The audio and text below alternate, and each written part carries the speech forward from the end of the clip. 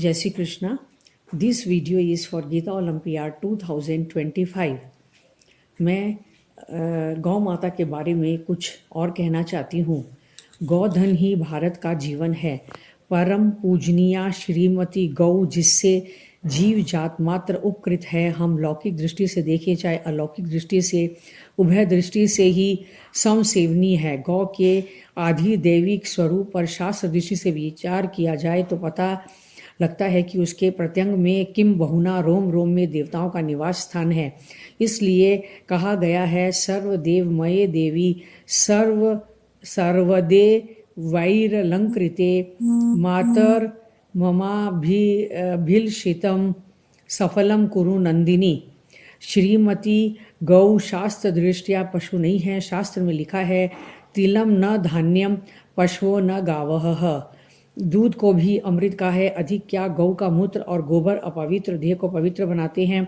अपवित्र स्थान को पवित्र बनाने के लिए भी गौमूत्र और गोबर का प्रोक्षण और लेपन किया जाता है, अथवा गौ को वहां लाकर बांधकर उस स्थान को पवित्र बनाया जाता है।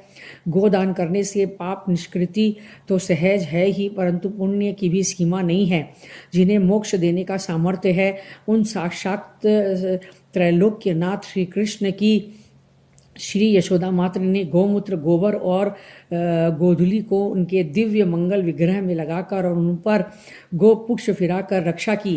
इतना महत्व किसी भी जीव को प्राप्त नहीं है। जिस गौ का दुग्ध जन्मते हुए बच्चे से लेकर मरण पर्यंत, वार्धक्य में भी, रुग्णावस्था में भी परमोपयोगी है, जिसके दूध की उत्तमता के विषय में इस देश के वैद्य और देशांतर के वैद्यों का कोई मतभेद नहीं है, जिसका मक्खन और घी सर्वथा निर्दोष और जीवन तत्व से भरपूर है, जिन गव्यों के सेवन से मानसिक वृत्तियां सत्वमयी बनकर भगवत संबंधी संपूर्ण बातों में अभिनिविष्ट हो सकती है, जिसका दुग्ध और घृत हविष्य है और यज्ञ यज्ञादि में प्रयुक्त होता है, उस श्रीमती गौ की महिमा कहाँ तक गाई जाए।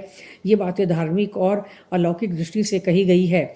यदि लौकिक और आर्थिक दृष्टि से विचार किया जाए तो भी श्रीमती गौ की अन्य प्राणियों की अपेक्षा कम उपयोगिता नहीं है, बल्कि बहुत अधिक है। केवल घास खाकर, चाहे वह सूखा हो या हरा, वह अमृतमय दूध देती है और प्रसव होने के समय तक भी दूध देती रहती है।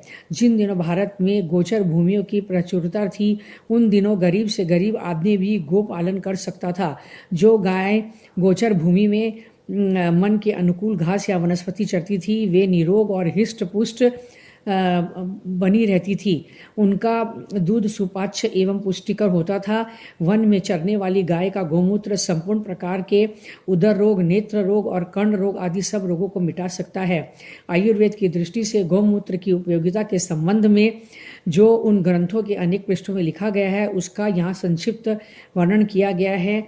यहाँ इतना कहना अनुचित न होगा कि साक्षात नियंता परमात्मा श्री कृष्ण गोपालन और गौ संरक्षण का महात्म्य स्वयं अपने आचरण से सब लोगों को दिखलाया और सिखलाया है। इतना ही नहीं, आधुनिक विज्ञान के अनुसार भी गायों का रक्षण और पालन जनहितकारी है। कई संक्रामक रोग तो गायों को स्पर्श की हुई वायु लगने से ही निवृत्त हो जाते हैं। कतिपय रोग गो शरीर के स्पर्श से निवृत्त हो जाते हैं। कहाँ तक कहें, यह विषय अनुभवैक वैद्य है। गो संवर्धन और गो रक्षण के लिए उल्लेखनीय बातें निम्नलिखित हैं। गो पालन किस तरह करना चाहिए, किस जाति की गायों की वृद्धि करनी चाहिए, उनके बच्चों का किस प्रकार संवर्धन करना चाहिए जिससे भविष्य में लोकोपयोगी हो, उनके खाद्य पदार्थ कैसे होने चाहिए, किन पदार्थों से दूध बढ़ सकता है और वे किस प्रकार निरोग हिष्ट पुष्ट बन सकती हैं। इन बातों को समझकर ही गौ पालन करने वाला सच्ची सेवा कर सकता है। भारतीयों ने जब से गौ सेवा की उपेक्षा की, तभी से भारत की दुर्दशा का प्रारंभ हुआ है। परम कृपालु भगवान श्री गोपाल कृष्ण भारतीयों के हृदय में सद्बुद्धि